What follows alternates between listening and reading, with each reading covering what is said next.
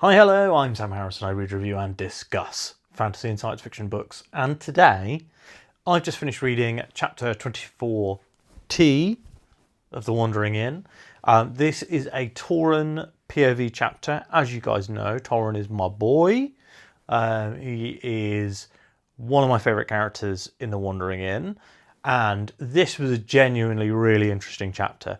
So, what we're going to do is kind of run through the major events and stuff in the chapter, then any like lore stuff, and then like my overall thoughts and vibes and feelings and such on the chapter as a whole.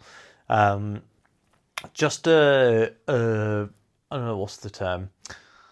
Information blast, I guess, here is that for those of you who are into this series, the Wandering and read-alongs that I do on the channel, but don't watch every week, I think I just want to let you know that this series is ending. I have decided that I would rather binge read The Wandering Inn than reading it one chapter or two chapters a week, over and like spend like a year on each volume. I just decided I want to look at The Wandering as if it's like a regular read. So like, for example, I've been reading Wind and Truth by Brandon Sanderson over the weekend, and like I'm like 900 pages in, and if I can read that quickly with the Wind and Truth, I don't. It might also be that I could read that quickly with The Wandering Inn, and I'd really like to.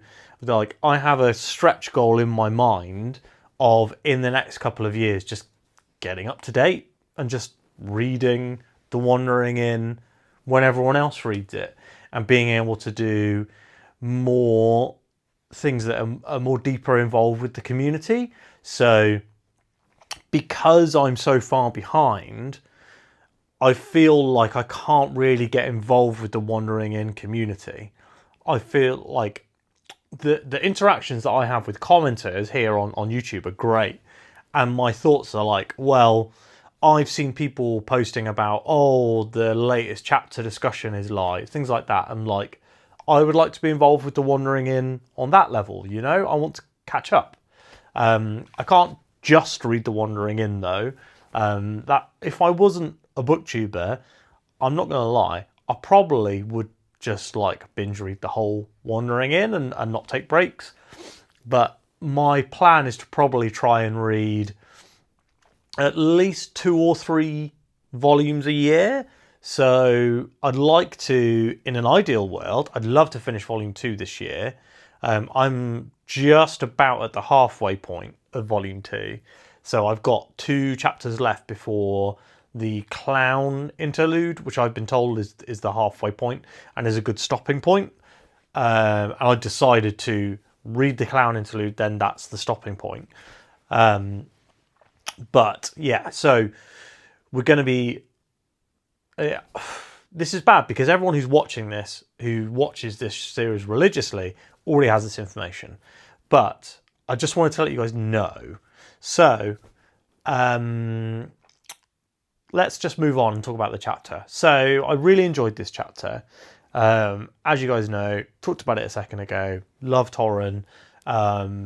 Conceptually, the idea of this skeleton that is growing in intelligence as it levels is very interesting.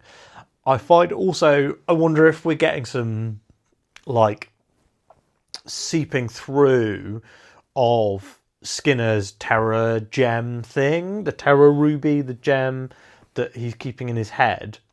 I wonder if that is starting to seep through because Tauren as a personality is becoming a lot more violent, and I think is kind of becoming a bit more malevolent. I'm pretty certain that there's sections in this where he talks about abusing, like punching and kicking the princess who's come to work in the inn, which, like, wild. Also, he's like attacking and killing reindeer. Like, not well, they're chorus deer, not defenseless animals, but like animals, not monsters.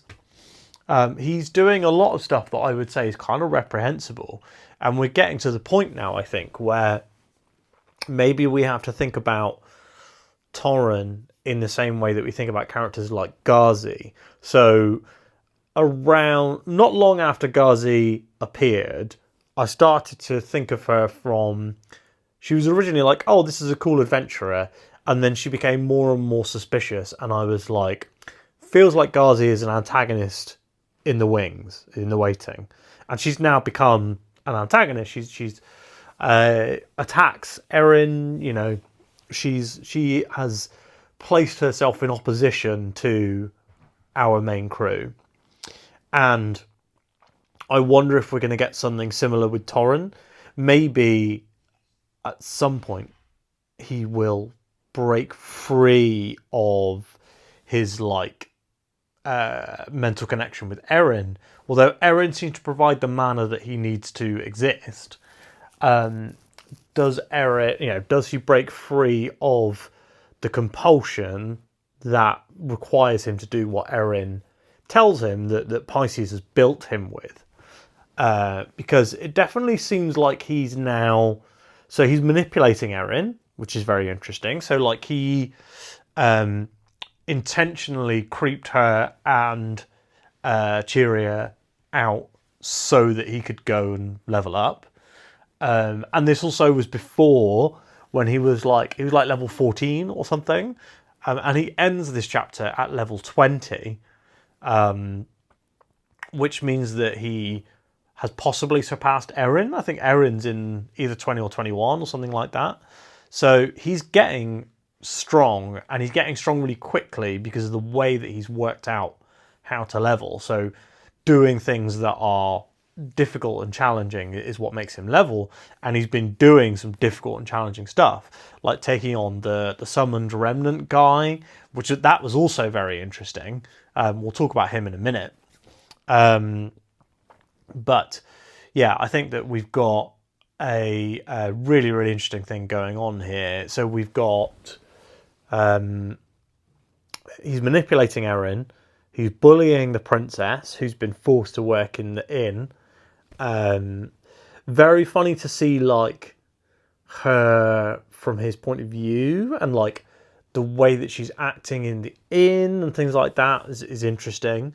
I'm just trying to think of the most interesting stuff. Yeah, I mean, the chorus deer were really cool, and the snow golem. I like the idea that you can make a snowman, and if you don't give it clothes, then it gets invested with magic, and then starts to become gather snow and become a snow golem.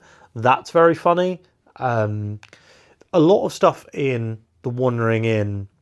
I feel like the world building is quite whimsical, if that makes sense. So winter is brought by the frost fairies, and we've got some darker stuff, but it still kind of keeps that air of whimsy, and the snow golem's definitely part of that. Interesting that we have the chorus deer, who are double-sized reindeer, when reindeer are already very big. Double-sized reindeer whose horns and hooves set on white-hot fire. Very interesting that those are winter creatures. Interesting, because you feel like maybe why would they be winter creatures when they're so hot all the time? Maybe the heat allows them to survive the winter better. But also, do you even have winter and summer creatures when winter and summer aren't seasons? They're just, the whims of fairies. So that's very interesting. And then, what else are we thinking about? So yeah, I mean, Torrhen has got some really good new skills. He's now a skeleton knight, not just a skeleton warrior. And I wonder if there's some implications to his mental state when he's now level 20. He's really advanced. And I'm sure they said that a lot of people will reach level 20 eventually, but not everyone gets to, for example, level 30. Well, he's leveled up from 4 to 20 in a very short, 14 to 20 even, in a pretty short amount of time. Can Torren push himself to being one of the most highly leveled things on the continent? That would be really interesting to find out. That because he like levels instantly, he could possibly also be doing things like, going off for a couple of days and coming back like 5 or 6 levels higher, because he doesn't have to wait to sleep to level. He just levels straight away. And yeah, there's definitely a like malevolent presence to him now. Like the way that he's manipulating Erin, the way he's bullying the princess, and like the way that he's just murdering stuff, like the goblins. Like he murders a group of goblins. I thought he was going to try and kill the Goldrakt adventurers. So like he comes along across those adventurers, and I was genuinely like, is he going to kill them and like take their stuff and then massively level up? But no, he doesn't. So we do get introduced to a new set of Goldrakt adventurers. These are the first set of gold rankers that we've met. And it seems like they specifically mention Goldrakt adventurers, gold ranks due to their like magical items and gear, which I found interesting. And they specifically called out the leader Ulrian, who has a magically enchanted like greatsword and magically enchanted set of armor. Very interesting. They're also talking about how they're not going to get a place at any of the inns in town, which makes it pretty obvious they're probably going to be staying at the Wandering Inn. So maybe we've got a new Horns of Hammerad style heroing group, adventuring group coming to town. Yeah, a really good chapter this week, and I like spending time in Torrhen's Head, although kind of I liked it the least this time around because like I said, it feels like he's turning. Like we may have an evil Torren at some point. And I did like the introduction of this new adventuring crew. The summoning thing was cool. So one of the characters is a string person, and she throws out a bit of cloth, and that cloth, she like summons the soul of an ancient hero. And she was saying that he was a hero that her grandmother had captured his soul, and that he was stronger, but he's getting weaker and weaker over time. He's like the soul is like degrading. Really, really interesting stuff. So we had this idea of like string people being able to capture, or at least this particular family of string people being able to capture souls in cloth and then deploy them to fight for them in the same way that Torren works for Erin. And like, really interesting thing here is that this guy like kind of overwhelms Torren, but then Torren uses the nearby like pack of chorus deer to distract him and get close enough, and actually slices this guy's throat. So Torren is fully comfortable. Like he doesn't know that this thing is like, I don't think he knows that this thing is like summoned. So like Torren was ready to kill a person, and he slices his throat. And it said that the remnant, whatever they were called, the remnant guy, like the summoned remnant, smiles as he dies, which is absolutely disturbing and dark. Like this guy has been, his soul has been abused for, very, very long time, handed down through the string people family. Really interesting stuff. And I cannot help but see the implications of that.